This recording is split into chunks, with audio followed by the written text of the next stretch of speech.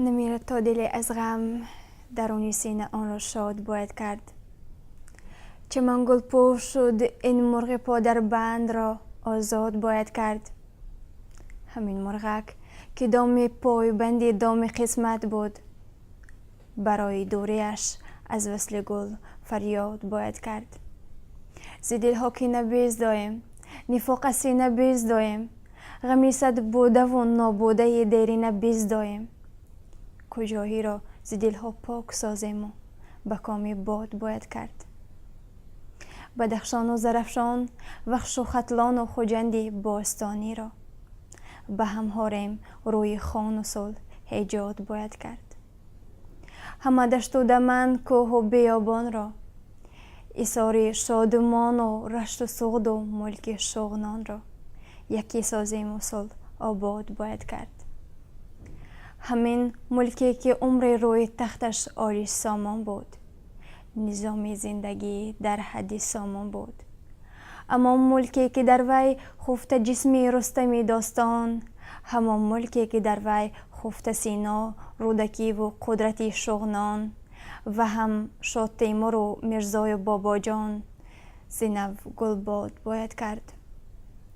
برغمی بی زبانمانی زبان گم کرده ها دیگر، که زیر افکنده از منبر زبانی ما چو فردوسی، یکی کاخ بلند نظم و نثر تاجیکی بنیاد باید کرد. یکا یک تن به تن بر دفاع مرز و بوم خویش چون تیمور ملک اکنون، تنی خود را نشان تیر هر بیداد باید کرد. اگر تیر حلای کشور ما از سما آید، نباید در دل ما در زمین افتاد. تنی خود را نشان تیر هر بیداد باید کرد.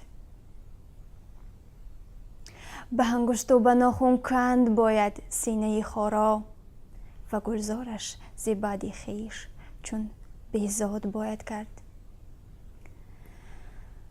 به لوح سینه هر سنگ، سنگ پیر و پر آژنگ، از این دوران طلایی، از این ایام زیبایی،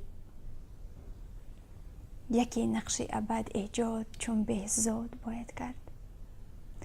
بیا ای دوست، بیا ای دوست، دیگر خود را بدخشانی و ختلانی نبشماریم.